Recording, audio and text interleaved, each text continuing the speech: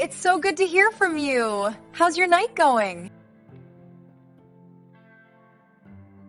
It was Lucy, my younger sister. She said Dad had a terrible fall while he was out for a walk. I started packing my bags immediately. I planned to leave for Los Angeles the next day. I booked an available flight online before calling my boss. I promised to be back before then if things normalize. I had just spoken to my boss at work. He granted me a 2-week leave. I tried to sleep that night, but I couldn't. Sleep was very far from me. I stayed awake all through the night, praying Dad's condition wouldn't be that serious.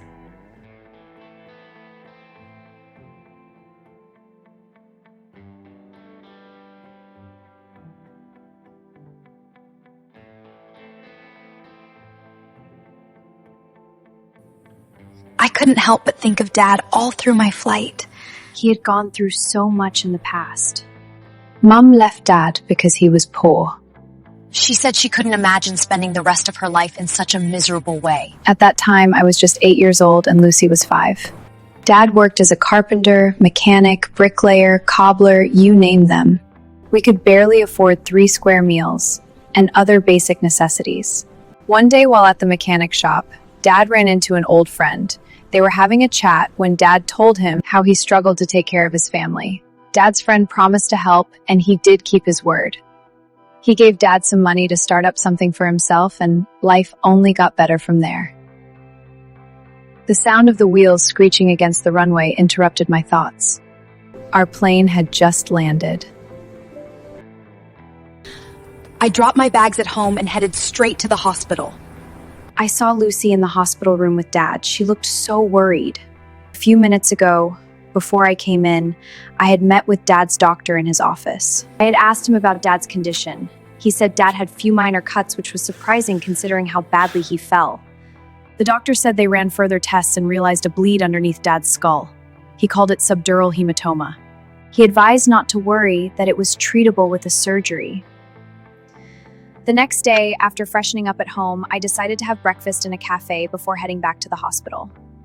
I had barely taken few steps inside the cafe when I spotted him. Peter? He was the one that made me leave Los Angeles in the first place. I never wanted to see him, ever again. But here I was, standing a few feet from him. It took me a lot not to turn and leave.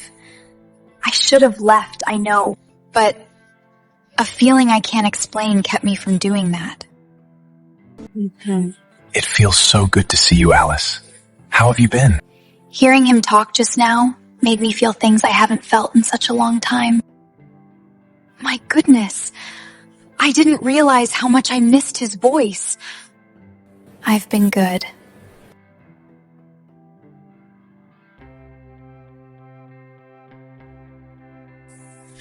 So, when did you come into town? Yesterday, just yesterday. I'm very sorry about your dad's condition. How did you know? I've been checking on your sister and dad since I got back to the country. Why? I don't know. I guess I couldn't help it. They're my family too, you know. What can I get you, ma'am? 2 chocolate croissants, please. You're still in love with croissants. Some things never change now, do they?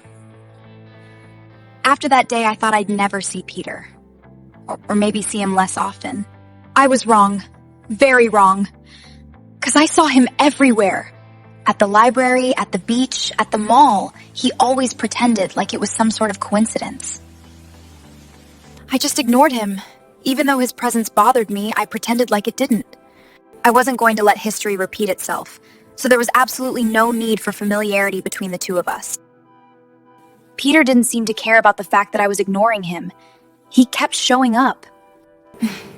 Sometimes I'd walk in on him at the hospital. He always visited Dad. He stayed with him longer than I even did. He talked to the doctor often about Dad's health improvements and the hospital bills involved. Even Lucy grew fond of him. He got them things when he visited at times. On the day of Dad's surgery, Peter stayed in the hospital with Lucy and I, and after very long hours, the surgery was a success.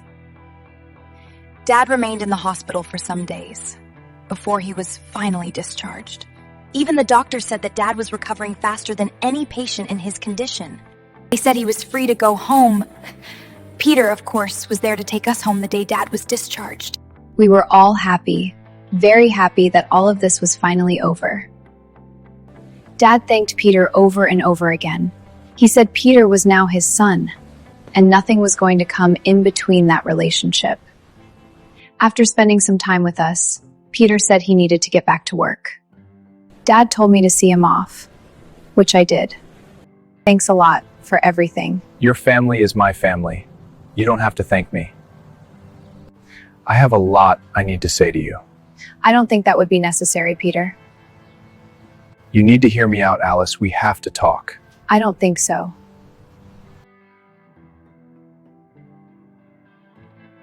I know I shouldn't have walked away.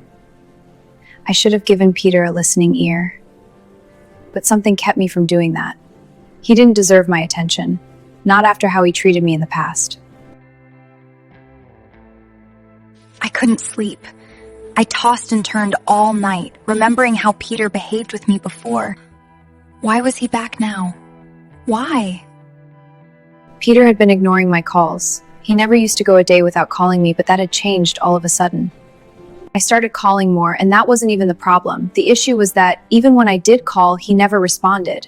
On Jane's birthday, I saw him flirting with someone. I didn't know who she was, but they seemed to be enjoying each other's company. Jane was our mutual friend.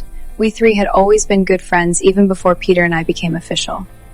Now the thing is, I asked Peter earlier whether he was attending the birthday party, and he said no. And yet, he showed up, and was even flirting with someone else. I confronted Peter that night. I needed to understand what exactly was going on with him. What's wrong, Peter? You've been acting strange. I can say the same to you. You've been acting strange too. What's that supposed to mean? Why the attitude? Attitude? Alice, you've been the one giving me the cold shoulder ever since I told you about my Paris plans. Now don't act like the victim, Peter. You're the one traveling after all. And you of all people should know how much I hate long-distance relationships. None of us said anything for a moment before Peter said, Let's break up, Alice. I couldn't believe it.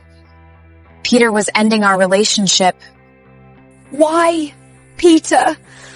What did I ever do to you? I think it's the best thing to do. We won't work. I'm sorry. I cried heavily that night. I will never forgive Peter. Never, ever. Peter kept calling relentlessly. He almost blew up my phone with his calls and messages. I ignored all of it. I wasn't giving him another chance. Days passed, and Peter never gave up. Please hear me out, Alice. One date. Just one date. And I will never bother you after that. One date wasn't that bad, was it? If that was the only way to get Peter off my back, then it wasn't totally a bad idea.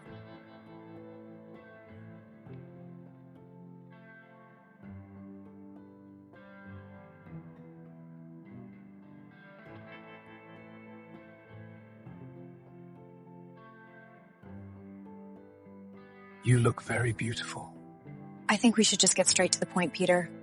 What is it you want to talk about? I'm very sorry, Alice. I'm sorry for everything. I know you assumed You told me long distance won't work. That's not something I had to assume. That's because I thought you had already made up your mind. I thought you had concluded on your own. What do you mean by that? I overheard everything, Alice. What you said to Sophia the night before she traveled back to England. What are you talking about? I was at your place that night before Sophia traveled. I wanted to pay you a surprise visit. That was when I overheard your conversation. I'm breaking up with Peter. What? Why?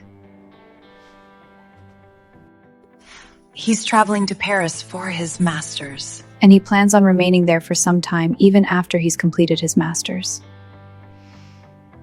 I can't do long distance, not after how it ended up for me last time with my ex. Love is not always enough, Sophia. I think it's time to let go. I can't do this. No one knows the emotional stress I went through before.